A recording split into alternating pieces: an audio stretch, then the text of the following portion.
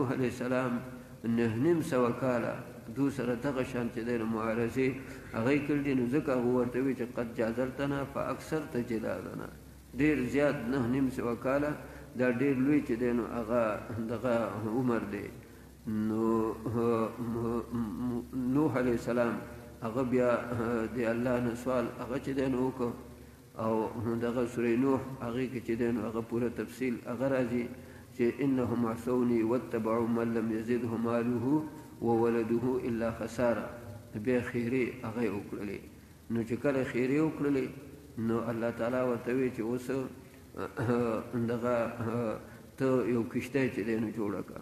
نو د دې ښار نه بهر کښتۍ چې دی نو هغه جوړول شروع کړه. دو به تلل نو سخروا من، اقاړې به یې کولې. نو چا به دا وي چې مخکې د وی زه پیغمبر یم اوس خو انګر شه نجار شه، دا اقاړې به یې کولې. کله به یې وي چې 3 کالو نه هلته باران نه شوی، وایي دغه دې کښتۍ جوړوي،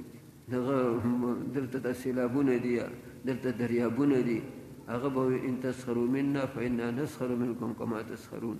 داسې یو وخت به راشي چې موږ به هم تاسو سره بیا اقاړې کوو، چې هغه یې وړول، هغه یې چې دی نو اوچت کړه، هغه یې چې دی نو دغه اوبه واغسته، نو موږ به هم دغه شان هغه تاسو سره هغه بیا اقاړې هغه به کوو. نو دا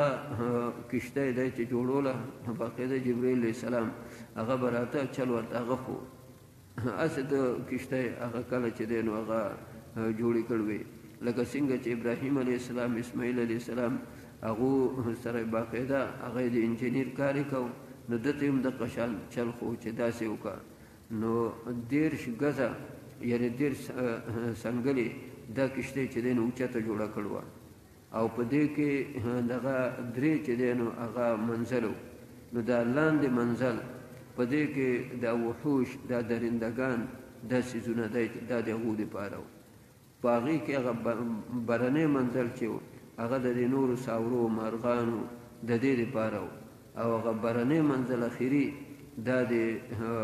مسلمانانو د نوح علیه السلام په خپله او د هغه سره چې څوک هغه د کښتۍ کې و د سامان د خوراک هغه ټول هغه بره منزل هغې کې و. او 300 دغه ګزه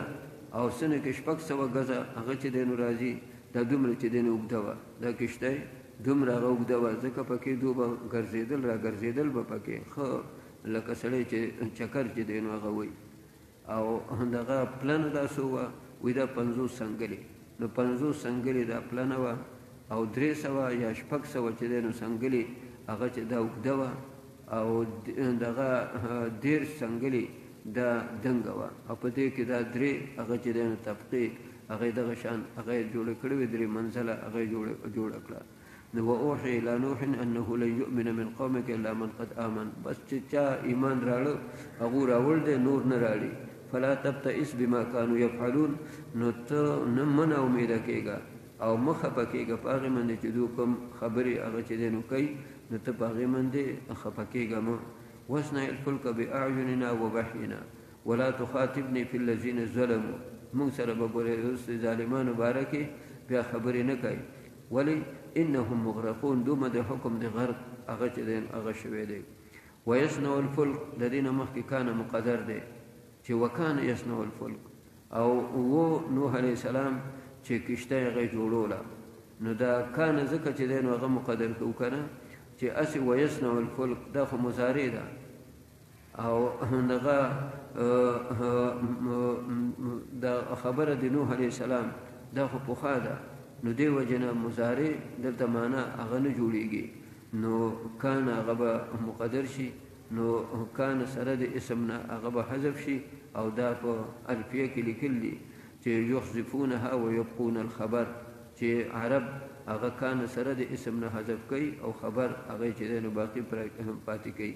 نو معنا دا ده چې وکانه یصنع الفلک، او دی چې د دا کښتۍ جوړوله، وکلما مر علیه ملأ من قومه سخروا منه، چې هغو به پرې تېرېدل نو دوی به اقاړې هغه ورسره کولې. نو دې کانه دا فایده هم د ښه کاړو یصنعو مضارع په معنا د ماضي هم راځي، نو بیا خو به دا معنا چې صنعه